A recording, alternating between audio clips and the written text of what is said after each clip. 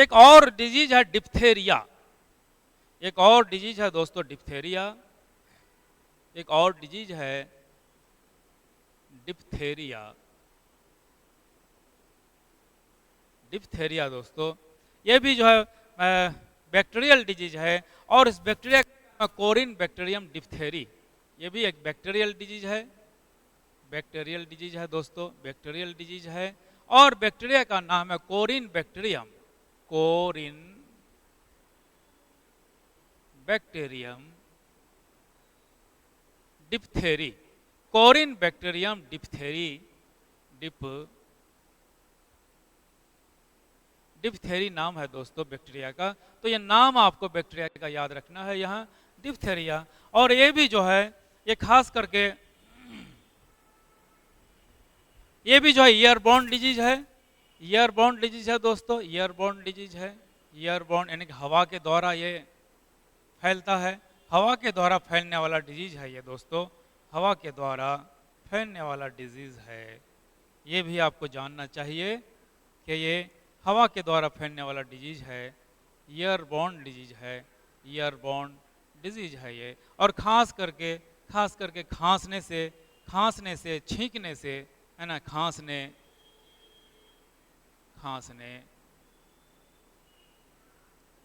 छींकने से जो ड्रॉपलेट्स निकलते हैं, जो ड्रॉपलेट्स छोटे छोटे जो बूंदें निकलती हैं मुंह से, नाक से, इन्हीं के द्वारा जो है इसका ट्रांसमिशन होता है दूसरे व्यक्तियों तक। और इसमें जो खास करके जो रेस्पिरेटरी सेक्रेशंस होते हैं, श्वास नली से, नाक से निकलने वाले जो सलाइवा वगैरह होते हैं, ये दूसरे व्यक्ति को भी दोस्तों इन्फेक्टेड कर देते हैं, उसको संक्रमित कर देते हैं। इस रोग में जो है खास करके इस रोग में जो अंग प्रभावित होता है वो है रेस्पिरेटरी ट्यूब, रेस्पिरेटरी ट्यूब दोस्तों इसमें प्रभावित होता है, ये प्रभावित अंग है। रेस्पिरेटरी ट्यूब जो है प्रभावित होता है यानी श्वास नली प्रभावित होता है, यानी कि रेस्पिरेटरी ट्यूब इसमें प्रभावित होता है, गला प्रभावित होता है दोस्तों इस रोग में। और इसमें जो है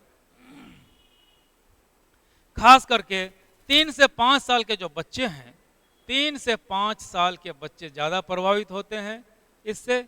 और जो वयस्क हैं, वयस्क भी इस रोग से प्रभावित होते हैं दोस्तों, इस रोग से प्रभावित होते हैं, डिप्थेरिया रोग से। इसमें जो माइल्ड फीवर रहता है और रेस्पिरेशन में थोड़ी डिफिकल्टी आती है।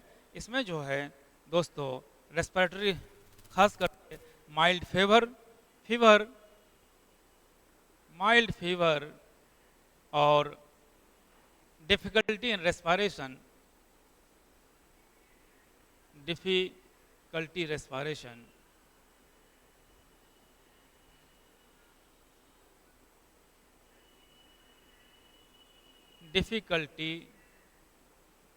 रेस्पिरेशन, सांस लेने में दिक्कत होती है, और सफोकेशन होता है, घुटन होता है, सफोकेशन इसमें होता है दोस्तों।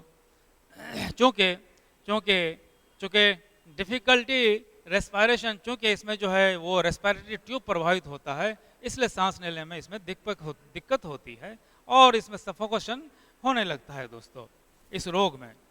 तो इसमें जो है डिप्थेरिया रोग के प्रिवेंशन के लिए, इसके रोकथाम के लिए, डिप्थेरिया रोग के रोकथाम के लिए डीपीटी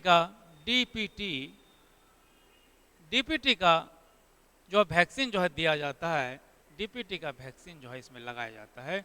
डीपीटी यानी कि डिप्थेरिया, पर्टोसिस और टेटनस, ये 3 रोगों में डीपीटी का जो है टीका लगाया जाता है दोस्तों। डीपीटी जो वैक्सीन है ये 3 रोगों में दिया जाता है, आप लोग देख सकते हैं यहाँ जो है। तो इस रोग में दोस्तों, इस रोग में खास करके बैक्टीरियल डिजीज है, ये याद रखना है आपको। बैक्टीरिया का नाम कोरिन बैक्टीरियम है, कोरिन बैक्टीरियम डिप्थेरी नाम है इसका। ये ईयरबोर्न डिजीज है, ये आपको याद रखना है, वेरी वेरी इंपॉर्टेंट। और ये खांसने से, छींकने से जो ड्रॉपलेट्स बाहर आते हैं, इन ड्रॉपलेट्स के द्वारा इस रोग का प्रसार होता है, इसका ट्रांसमिशन होता है। और जो प्रभावित अंग है इस रोग में प्रभावित अंग है रेस्पिरेटरी ट्यूब, यानी कि श्वास नली, सांस की जो नली है वो प्रभावित होता है, जिसकी वजह से सांस लेने में दिक्कत आती है, रेस्पिरेशन डिफिकल्टी और सफोकेशन की समस्या इसमें होती है। इसमें माइल्ड फीवर भी रहता है और ख़ास करके 3 से 5 साल के बच्चे इससे ज़्यादा प्रभावित होते हैं। इसके अलावा जो वयस्क हैं, ये वयस्क भी इस रोग से प्रभावित होते हैं दोस्तों। और इस रोग के रोकथाम के लिए, प्रिवेंशन के लिए डीपीटी का टीका लगाया जाता है, डीपीटी का वैक्सीन जो है दिया जाता है दोस्तों। डीपीटी का वैक्सीन आपको याद रखना है यहाँ दोस्तों। डीपीटी का जो वैक्सीन है आप लोगों को यहाँ दोस्तों याद रखना है कि इसमें जो है डीपीटी का वैक्सीन जो है दिया जाता है, डीपीटी का वैक्सीन जो है दिया जाता है दोस्तों।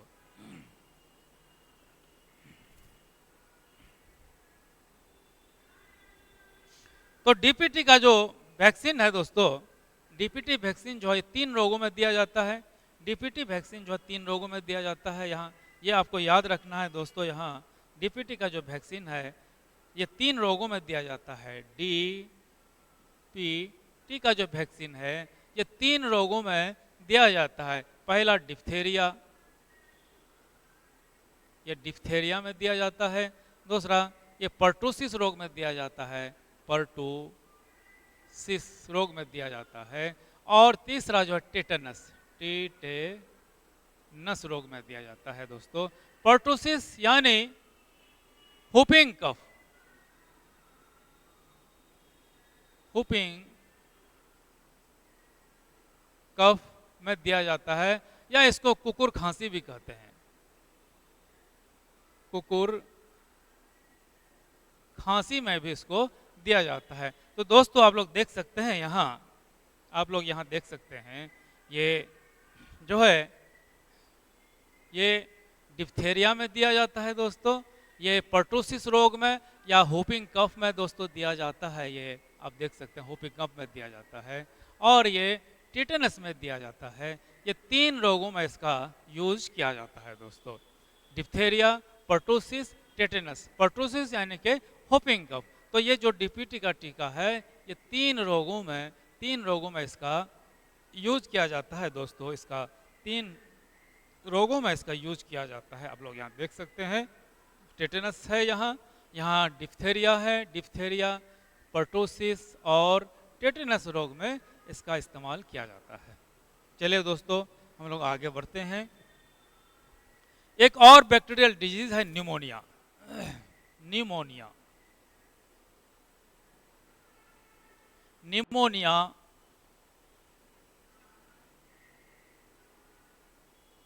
न्यूमोनिया दोस्तों ये भी एक बैक्टीरियल डिजीज है, एक बैक्टीरियल डिजीज है दोस्तों। बैक्टीरियल डिजीज है। दूसरा बैक्टीरिया का नाम दोस्तों स्ट्रेप्टोकोकस, बैक्टीरिया का नाम जो है स्ट्रेप्टोकोकस है। स्ट्रेप्टोकोकस, कोकस जो है गोल बैक्टीरिया को कहा जाता है, जो गोल आकार का बैक्टीरिया होता है उसको कोकस कहा जाता है। तो बैक्टीरिया का नाम जो है स्ट्रेप्टोकोकस है। स्ट्रेप्टोकोकस बैक्टीरिया से ये जो है ये न्यूमोनिया रोग होता है दोस्तों, स्ट्रेप्टोकोकस। और इस बैक्टीरिया का ये भी जो है एयरबोर्न डिजीज है दोस्तों। एयरबोर्न डिजीज है यानी कि हवा के द्वारा फैलता है ये बैक्टीरिया। एयरबोर्न डिजीज है दोस्तों, एयरबोर्न डिजीज है दोस्तों, ये एयरबोर्न डिजीज है, ये हवा के द्वारा फैलता है दोस्तों। और इससे खास करके लंग्स में जो एल्वेओलाई होते हैं, इस रोग में जो अफेक्टेड ऑर्गन है वो लंग्स है। लंग्स जो अफेक्टेड होता है दोस्तों, लंग्स अफेक्टेड होता है। लंग्स में जो छोटे छोटे वायु की थैली बनी होती है जिसको एल्वेओलाई कहते हैं, एल्वेओलाई कहते हैं, यहीं से ऑक्सीजन का डिस्ट्रीब्यूशन होता है, O2 का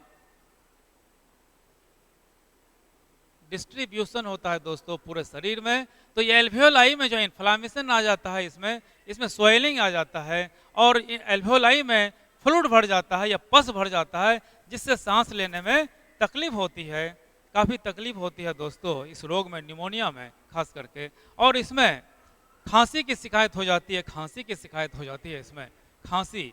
और fever, chill and difficult breathing की समस्या हो जाती है दोस्तों।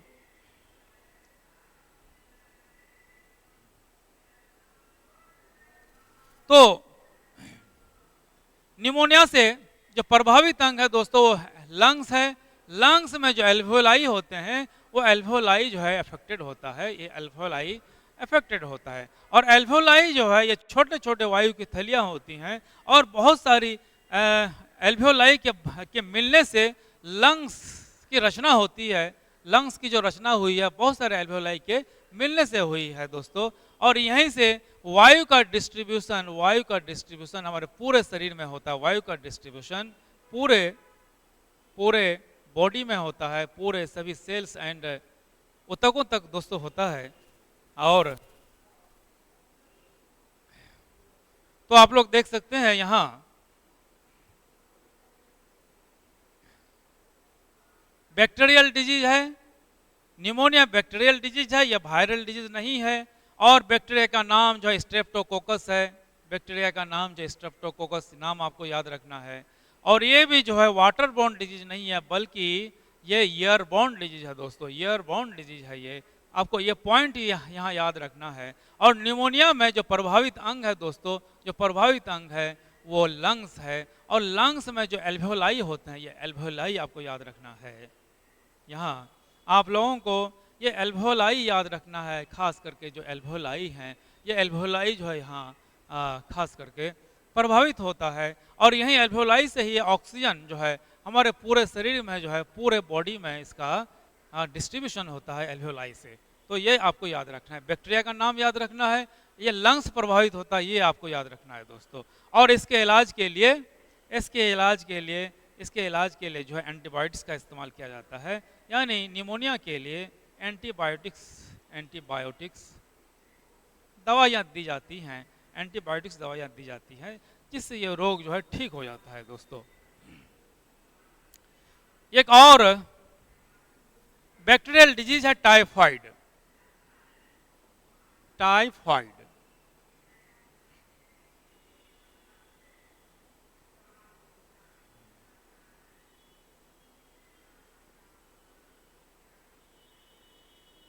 टाइफाइड दोस्तों इसको आंत्र ज्वर भी कहते हैं, इसको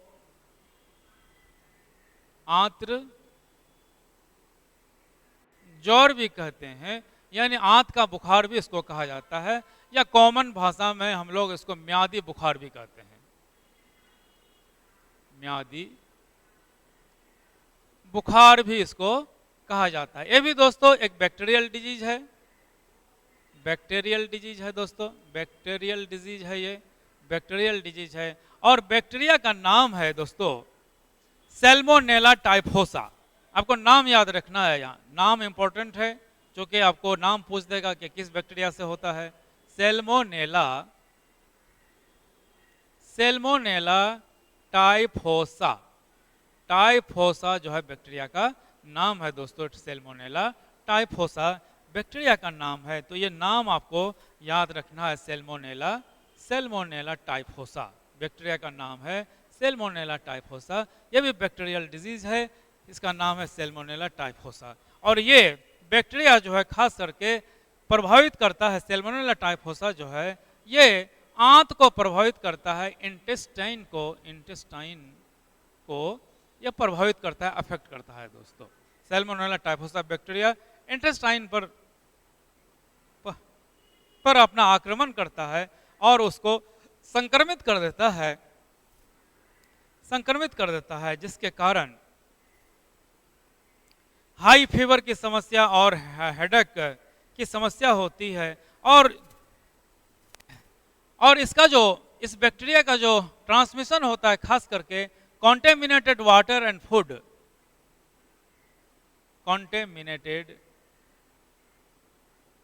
contaminated वाटर एंड फूड जो है, यानी बाजार में जो खुले में जो खाने पीने के सामान मिलते हैं, हलवाई के दुकान का जो सामान है खुले में है ना, ऐसे सामान। और जो संदूषित जो वाटर है, जल है ना, कंटामिनेटेड वाटर के पीने से गंदा पानी पीने से और गंदा भोजन खाने से खास करके ये टाइफाइड ज्वर होता है, खास करके ये बुखार हो जाता है टाइफाइड या म्यादी बुखार हो जाता है दोस्तों। टाइफाइड टाइफाइड इसके रोकथाम के लिए दोस्तों टीएबी वैक्सीन दिया जाता है। टीएबी वैक्सीन जो है दिया जाता है। टीएबी वैक्सीन को इसका जो पूरा नाम है दोस्तों typhoid paratyphoid A and B. Typhoid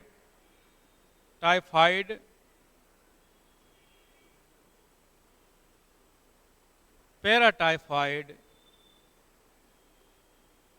ये एंड बी कहा जाता है इसको। यानी टीएबी वैक्सीन को typhoid paratyphoid A and B के नाम से जाना जाता है दोस्तों। तो इस रोग के रोकथाम के लिए टीएबी वैक्सीन जो है दिया जाता है। वैक्सीन यानी ये एक जो है कॉम्बाइंड वैक्सीन है जो टाइफाइड को भी रोकता है और पैरा टाइफाइड को भी रोकता है।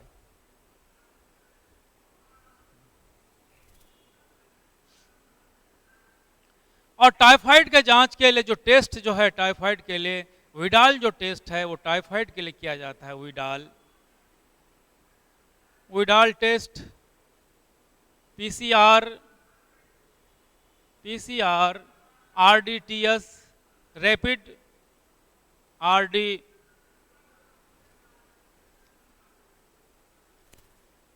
डायग्नोस्टिक टेस्ट आरडीटीएस वगैरह ये सभी जो हैं ये टाइफाइड के जांच के लिए का पता लगाने के लिए ये सारे जांच किए जाते हैं। विडाल टेस्ट का संबंध जो है किससे है? तो इसका संबंध जो है विडाल टेस्ट जो है ये टाइफाइड के जांच के लिए किया जाता है। तो दोस्तों यह बैक्टीरियल डिजीज है। ये सैल्मोनेला टाइफोसा नामक बैक्टीरिया से होता है और इसका जो इन्फेक्शन होता है ये इंटेस्टाइन को प्रभावित करता है दोस्तों। और खास करके गंदा पानी और गंदा भोजन खाने से यह रोग जो है होता है। Contaminated water and contaminated food यानी कि संदूषित जल और संदूषित भोजन के खाने से यह रोग होता है। इस रोग के प्रिवेंशन के लिए रोकथाम के लिए टीएबी वैक्सीन का इस्तेमाल किया जाता है। टीएबी वैक्सीन यानी कि typhoid paratyphoid A and B vaccine. इसके जांच के लिए Widal test and PCR RDTs वगैरह ये टेस्ट किए जाते हैं दोस्तों। तो आप देख सकते हैं इसको आंत्र ज्वर भी कहते हैं। इस डिजीज को आंत्र ज्वर भी कहा जाता है। इस डिजीज को टाइफाइड को आंत्र ज्वर भी कहा जाता है या म्यादी बुखार भी कहा जाता है। इससे प्रभावित जो अंग है दोस्तों ये इंटेस्टाइन प्रभावित होता है। और इसका जो फैलने का जो सबसे मुख्य कारण है कॉन्टेमिनेटेड वाटर एंड फूड जो है इसका सबसे बड़ा कारण है। इसलिए साफ सफाई का ध्यान रखना चाहिए और हेल्थ हाइजीन का ध्यान रखना चाहिए। और इसका जो सबसे प्रमुख जो टेस्ट है वो विडाल टेस्ट है दोस्तों। विडाल टेस्ट जो है ये टाइफाइड के जांच के लिए किया जाता है। तो ये सारे पॉइंट्स जो है आप लोगों को याद रखना है दोस्तों। ऐसे ही जो इम्पोर्टेंट जो पॉइंट्स हैं इससे जो प्रश्न पूछे जाते हैं। आपको ये बैक्टीरिया का नाम पूछा जा सकता है और ये क्यों फैलता है, तो कॉन्टेमिनेटेड वाटर एंड फूड से ये फैलता है।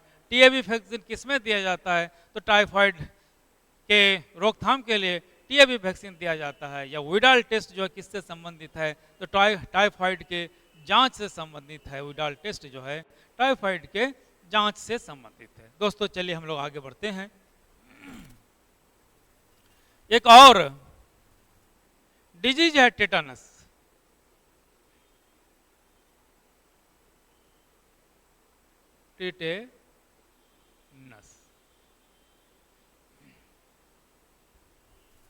या इसको लॉग जॉ भी कहते हैं और लॉग जॉ, जिसमें हमारे ऊपर के जबड़े और नीचे के जबड़े जो है लॉक हो जाते हैं, बंद हो जाते हैं।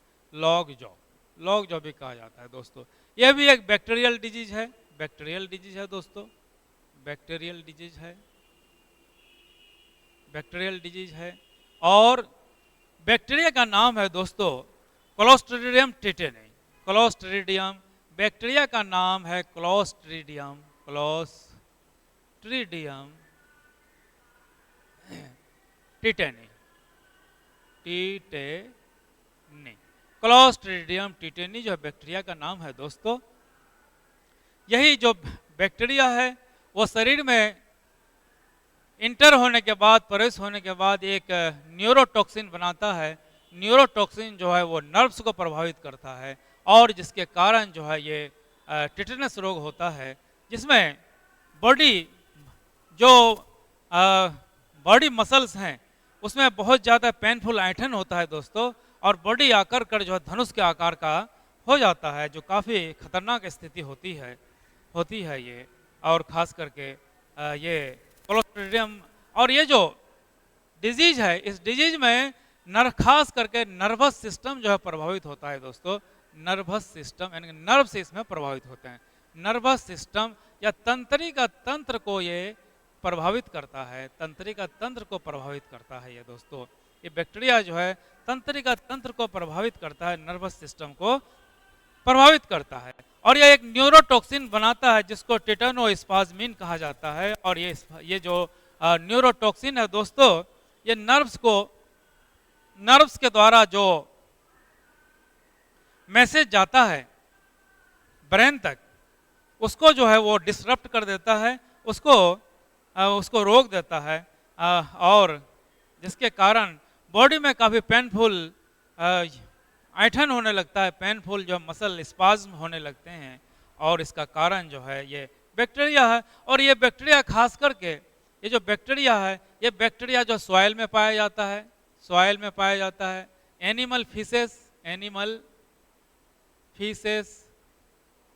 में पाए जाते हैं, जैसे काउडंग, गोबर में ये पाए जाते हैं, गोबर में ये पाए जाते हैं, ये सॉइल में पाए जाते हैं, ये गोबर में पाए जाते हैं। इसलिए जब कभी पंक्चर्ड ऊन हो जा, कभी कोई चीज़ कील वगैरह चुभने से, खास करके जंग आलूद कोई कील चुभने से उसमें जो जख्म हो जाता है पैर के तलवे में, और पैर के तलवे में, और जब हम खाली पैर चलते हैं तो चूंकि ये सॉइल में रहता है, या जो एनिमल फिशेस हैं, जो काउ डंग है, ये बैक्टीरिया उसमें रहता है, तो उन चीज़ों से टच होने पर उस जख्म के द्वारा यह बैक्टीरिया शरीर के अंदर प्रवेश करता है और एक न्यूरोटॉक्सिन बनाता है। और ये न्यूरोटॉक्सिन जो है नर्व्स को प्रभावित करता है और हमारे शरीर में काफ़ी पेनफुल ऐंठन होने लगता है। पेनफुल जो है कभी जो है ये इस डिजीज से शरीर ऐंठ जाता है, शरीर के मसल्स में जो काफ़ी पेनफुल ऐंठन होने लगता है इस शरीर के, इससे जो है तो इस रोग में खास करके जो नर्वस सिस्टम है दोस्तों, ये नर्वस सिस्टम जो है प्रभावित होता है।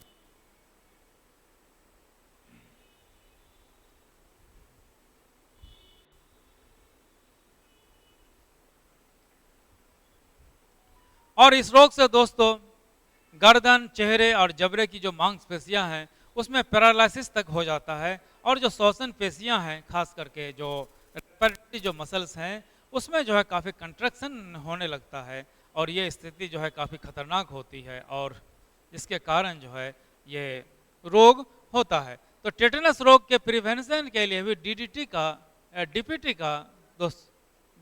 का वैक्सीन जो है दिया जाता है, डीपीटी का वैक्सीन जो है दिया जाता है। इस रोग के रोकथाम के लिए भी डीपीटी का वैक्सीन दिया जाता है।